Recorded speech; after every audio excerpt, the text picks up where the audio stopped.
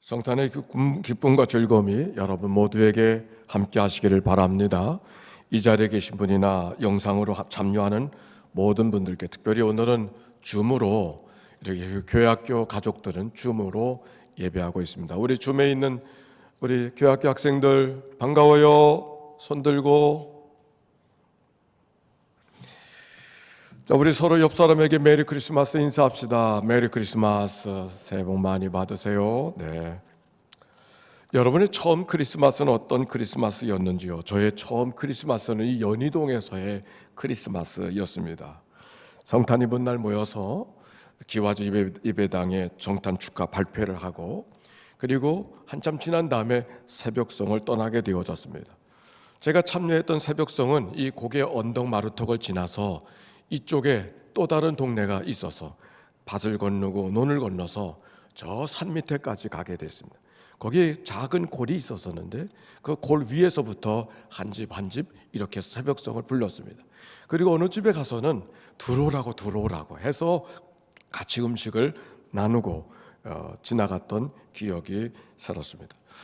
어린 시절에 경험했던 그 첫 번째 크리스마스, 기억나는 첫 번째 크리스마스는 두고 제 기억 속에서 사라지지 않았습니다. 여러분의 새벽성, 여러분의 첫 번 크리스마스는 언제가 되었는지 모르겠어요. 어느 시골 교회에서 성탄절 새벽성을 도는데 한 번은 교회 다니지도 않은 할아버지 할머니 집에서 새벽성을 하고 있었습니다. 고요한 밤, 거룩한 밤, 아기 잘도 잔다, 아기 잘도 잔다. 그렇게 새벽성을 하고 있었는데 갑자기 방문이 벌컥 열리면서 할아버지가 소리쳤어요. 아니 어른이 자고 있는데 아기가 잘도 잔다고 그렇게 말하면 되느냐고.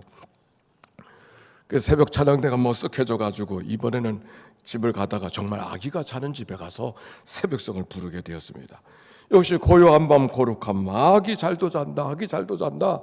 자신이 있으니까 크게 찬송을 불렀습니다.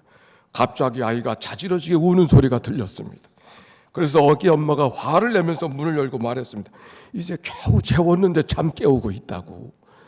그래서 또 다른 해프닝이 벌어졌다고 하는 에피소드를 기억합니다. 성탄절기는 우리 모두가 선물을 주고받는 계절인데 이번에 비대면이 되어져서 교회학교에서는 가정마다 선물을 나누게 되어지고 온 가족이 모여서 예배드리는 가정은 치킨이 선물로 간답니다. 기대하시기 바랍니다. 또 이 선물을 위해서 도와주시고 참여해 주신 여러 기관과 또 도움을 주신 분들께 감사를 드립니다. 여러분이 받은 산타 할아버지의 성탄 선물 한번 손들어 보세요. 흔들어 보세요. 어느 해인지 저는 미국에서 구호물자로 왔던 그 성탄절에는 구두를 선물로 받았어요. 근데 그 구두가 너무 커가지고서 그리고 너무 딱딱해서 부드러운 가죽이 아니라 아주 딱딱한 가죽이 되어져서 복숭아표만 다 벗겨졌던 그런 기억이 새롭고 신기는 신어야 되겠는데 너무 딱딱해서 신을 수 없었던 그 성탄 선물 구두가 제게는 또 하나의 기억 속에 있습니다.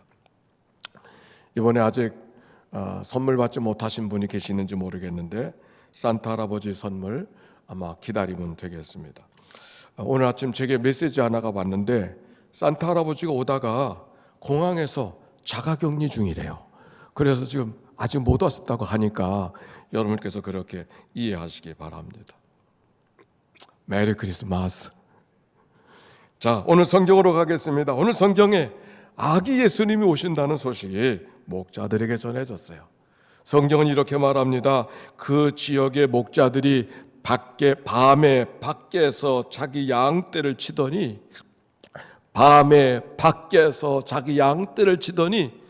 여기 성경에 선택된 단어들 자체가 목자들의 삶이 어떤 삶이라고 하는 것을 이해할 수 있는 말씀들이죠. 얼마나 힘들고 고단하고 구차한 인생을 그들이 고단하게 살아가고 있을까.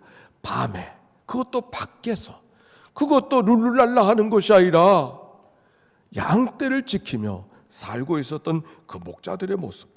환경만 어려운 것이 아니라 쉬고 싶어도 쉴 수가 없는 것이 목자들의 모습이었어요. 그런데 그 목자들에게 천사가 찾아와서 말합니다. 무서운 마음이 순간 들었지만 그 무서움을 뚫고 말합니다. 무서워하지 말라고 이렇게 말합니다. 따라서 합시다. 내가 온 세상에 미칠 큰 기쁨의 좋은 소식을 너희에게 전하노라.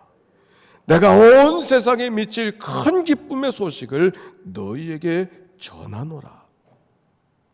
무슨 소식이기에 온 세상에 미칠 큰 기쁨의 소식이라고 이야기했을까? 그날이 그날이던 인생을 살아가던 그 목자들에게 도대체 기쁨의 소식은 무엇이었을까?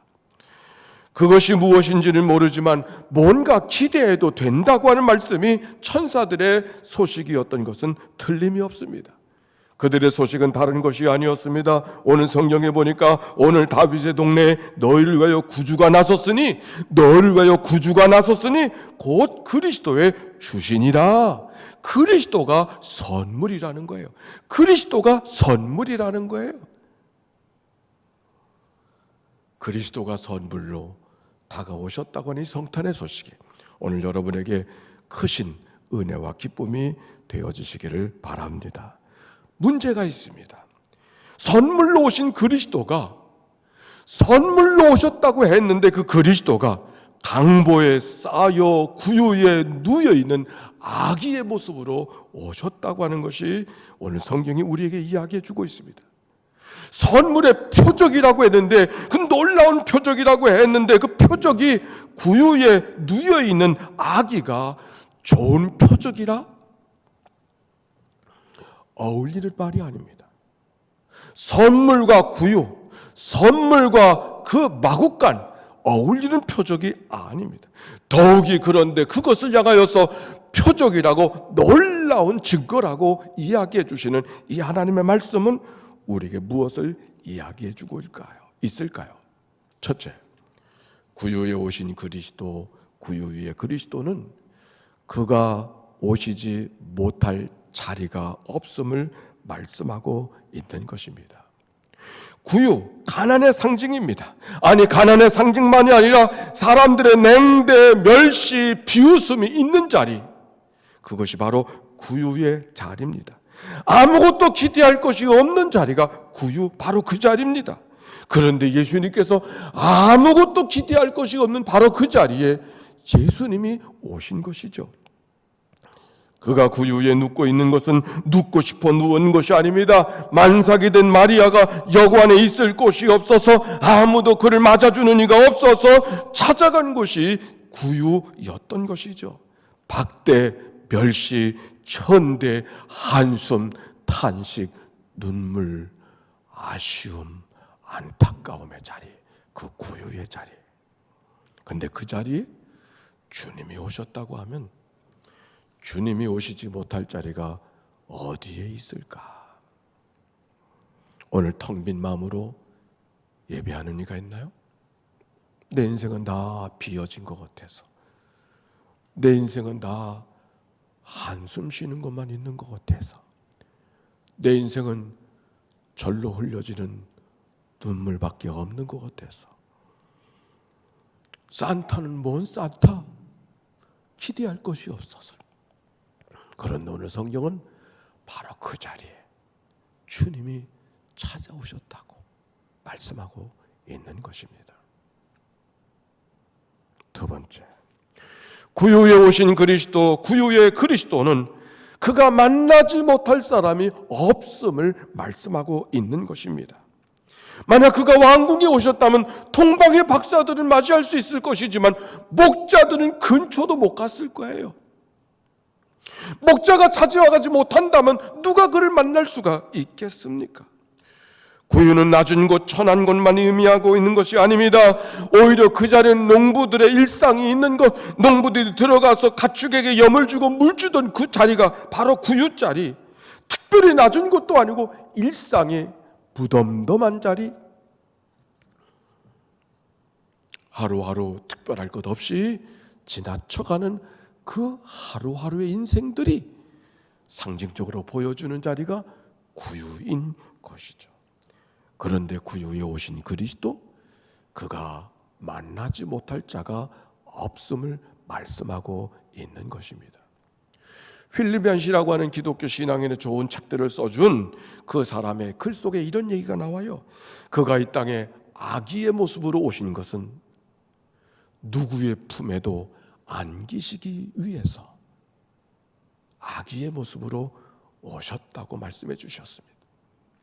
장수의 모습으로 올 수가도 있고, 말 타고 타오는 어떤 군인의 모습도 올 수가 있고, 박사의 모습으로 올 수가 있고, 여러 가지 모습으로 올 수가 있지만 아기의 모습으로 오신 것은 누구의 품에도 안겨지기 위해서 아기의 모습으로 오셨다고 하는 그분의 묵상, 오늘 성탄절 구유 위에 놓이는 그 아기의 모습이 우리들에게 안겨지시기 원하여 그렇게 오셨음을 기억해야 되는 절기가 오늘 절기인 것이죠.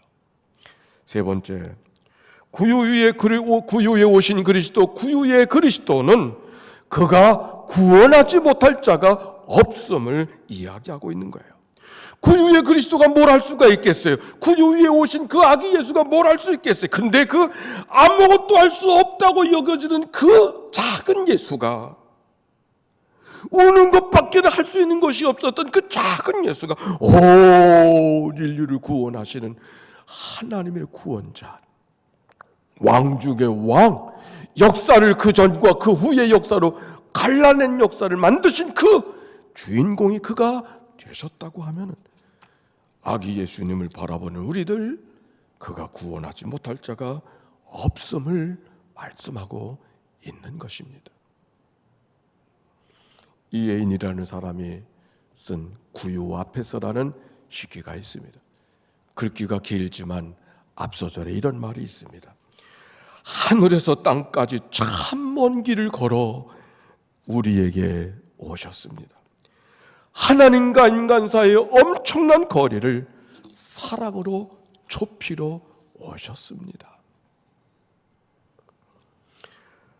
하늘에서 땅까지 참으로 먼 길을 걸어내려 우리에게 오셨습니다. 하나님과 인간 사이의 엄청난 간격을 사랑으로 좁히려고 오셨습니다. 이번 2020년 성탄절을 맞이하며 구유 위에 놓인 그리스도를 묵상할 때 하나님이 제 가운데 주신 묵상은 우리에게 열심을 갖고 다가오시는 하나님의 마음을 읽을 수 있었습니다. 지난 주일이었습니다. 산에 올라가게 됐습니다.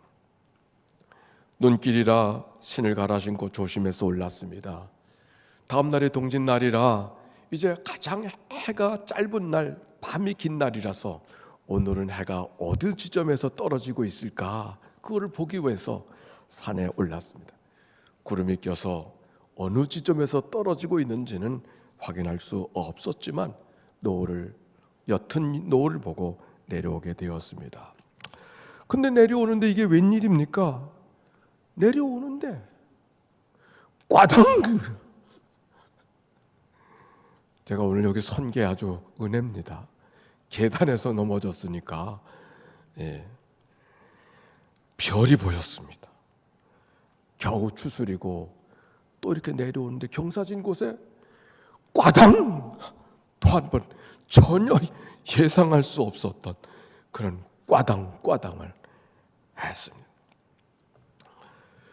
그때 제 안에 묵상 조심스럽게 했는데, 올라가는 게 힘든 게 아니고 내려가는 게 힘들구나. 같은 길을 걸어서 올라가는 게 어려운 게 아니라 내려가는 게 어렵구나. 여러 가지 생각을 하게 됐습니다. 배울 때는 어렵지 않습니다. 익숙해졌을 때 어렵습니다. 오늘 새벽 시간에도 사사기 10장을 통해서 하나님의 사랑이 하나님이지만 기계적으로 사랑하는 분이 아닌 것을 발견하게 했던 이 하나님의 말씀,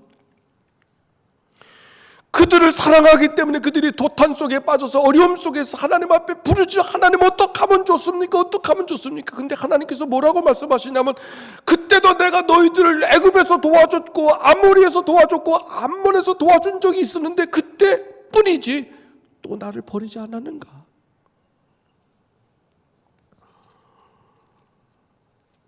백성들이 많이 곤고함을 갖고 있었을 때, 백성들이 곤고함을 갖고 있을 때 룰룰랄라 놀이하는 하나님이 아니라 보기 좋다, 참 그럴 줄 알았다, 그런 하나님이 아니라 성경은 백성들의 곤고함을 보고 하나님이 근심하셨다고 했습니다. 도와주기는 도와줘야 되는데 버릇없는 백성들로 도와줄 수가 없어서, 이리 도와줘야 될까 저리 도와줘야 될까, 도와주긴 도와줘야 되는데 그냥 도와줄 수가 없어서 오히려 근심하고 계시는 하나님의 마음이 오늘 성경에 있는 말씀이었습니다. 우리를 구원하러 오신 하나님은 하나님이기 때문에 당연히 기계적으로 우리에게 오신 하나님이 아니라 어떻게 하면 저 백성들을 회개하고 저 백성들을 하나님의 자녀로 만들어 가시려고 어떻게 하면 될까? 하나님의 주저, 하나님의 망설임, 하나님의 근심이 함께 담긴 내려오심이라고 하는 사실을 발견하게 되었기 때문입니다. 사실 하나님께서 당신을 비우시고 이 땅에 오시었지만 아무도 이해하지 않았습니다. 오히려 어떻게 거룩한 하나님이 이 썩어질 육신의 몸을 입을 수 있는가 묻고 있었습니다. 그럼에도 불구하고 이 땅에 오신 그리스도는 내려오기만 하면 되는 분이 아니었다는 사실을 오늘 성경이 우리에게 이야기하고 있습니다. 왜 다른 모습으로 오지 않냐시오? 구유 위에 그 그리스도 아기 예수의 모습으로 오셨을까? 우리 한 사람 한 사람을 구원해 내시려고 하는 하나님의 거룩한 지혜가, 하나님의 거룩한 은혜가, 하나님의 거룩한 사랑이 구유 위에 그리스도 속에 담겨 있음을 우리가 깨달을 수 있어야 된다는 말씀입니다. 천사들의 노래가 들려지기 시작했습니다. 지극히 높은 곳에서는 하나님께 영광이요, 땅에서는 하나님이 기뻐하시는 입은 사람들 중에 평화로다. 우리 한번 따라서 할까요?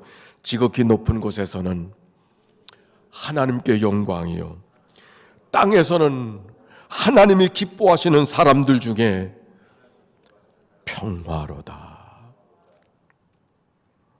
지극히 높은 곳에서 하나님께 영광이라는 말은, 영광, 독사라고 하는 말은 하나님의 임재를 설명하는 말입니다.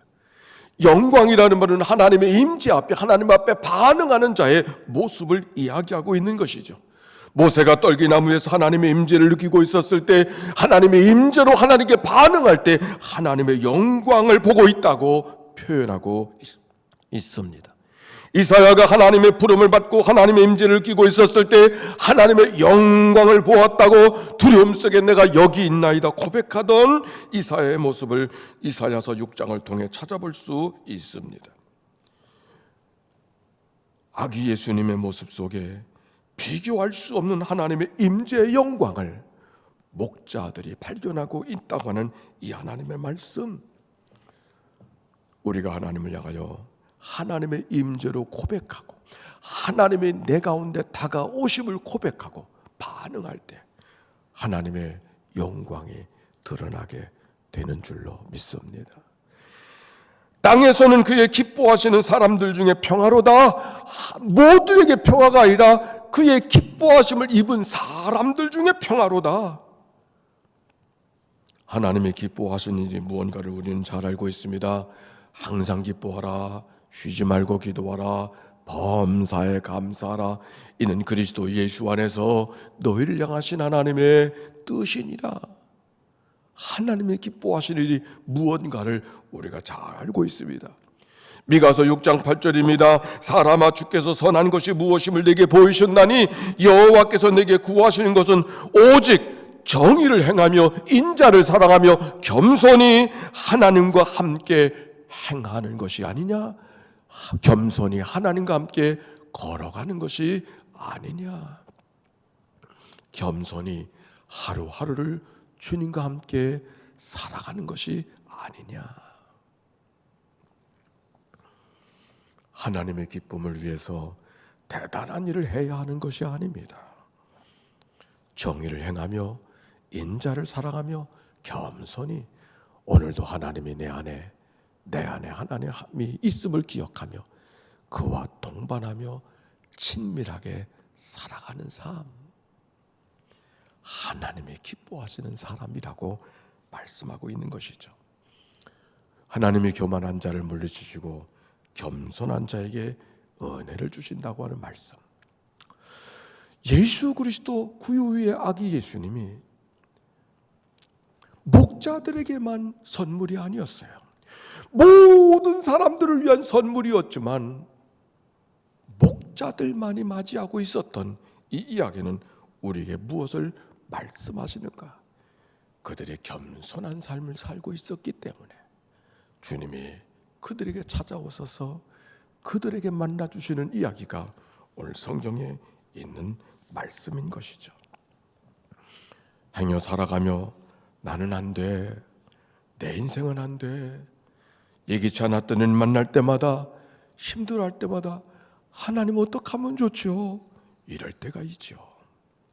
그러나 한 가지 우리가 기억해야 될 것, 구유에 오신 그 그리스도, 그 아기 예수가 목자들에게는 하나님의 표적이 되어지고 그 아기 예수를 바라보고 하나님께 영광을 돌렸다는 사실을 기억해 볼 수 있다면 이 땅에 살아가는 삶, 우리의 삶의 어떤 자리이든지 하나님의 영광을 드러내지 못할 자리가 없고 하나님의 평화를 맛보지 못할 자리가 없음을 오늘 성경이 우리에게 이야기해 주고 있는 것입니다.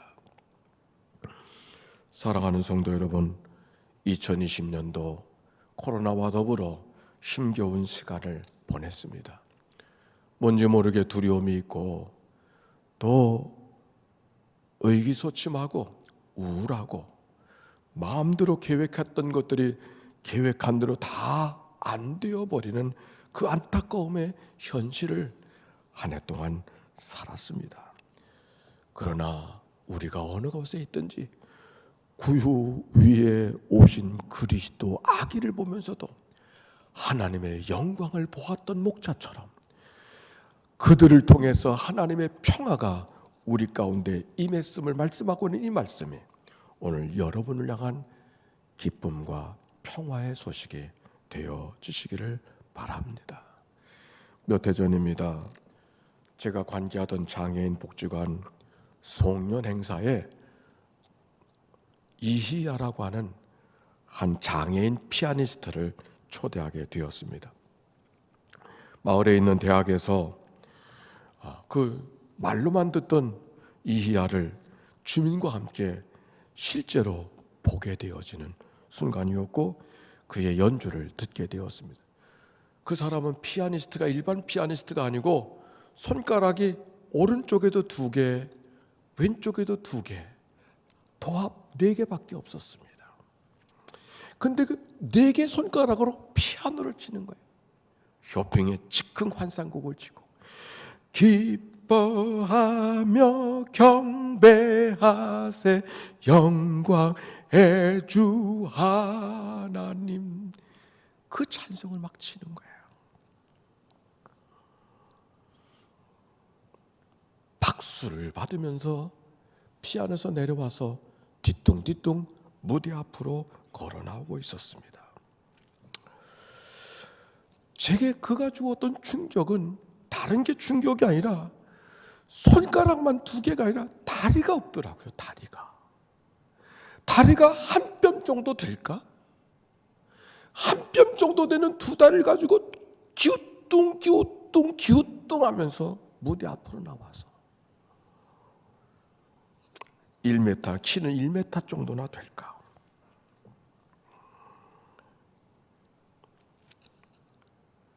그러면서 이렇게 그가 말했습니다.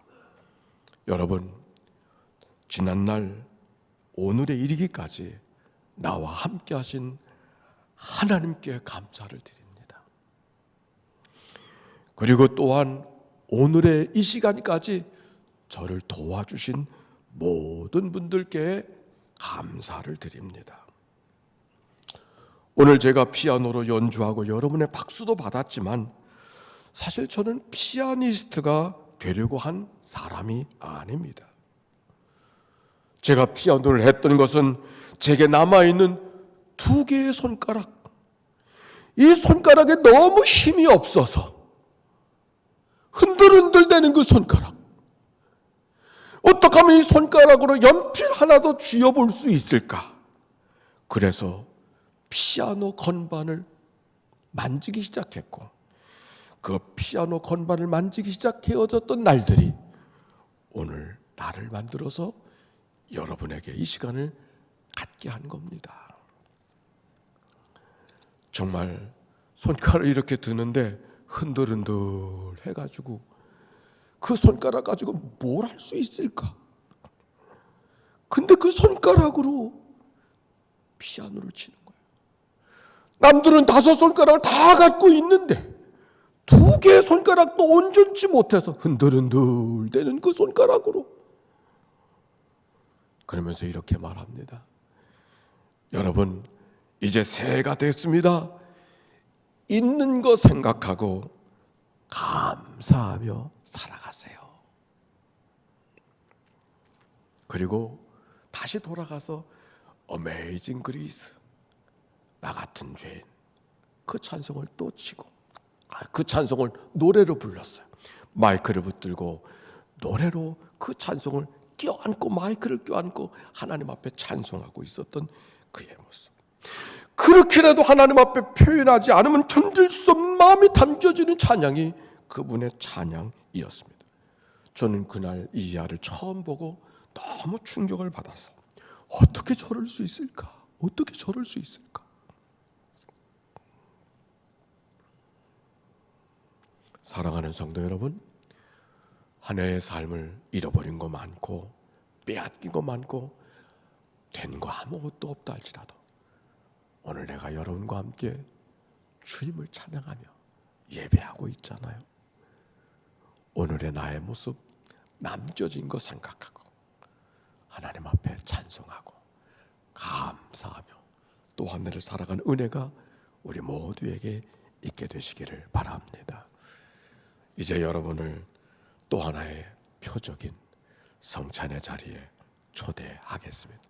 당신의 몸을 다 찢겨주시고 당신의 피를 다 흘려주셔서 우리의 구원의 표적을 삼아주신 하나님의 거룩한 은혜가 성찬 속에 있음을 기억하고 믿음으로 나오셔서 함께 동참하십시다.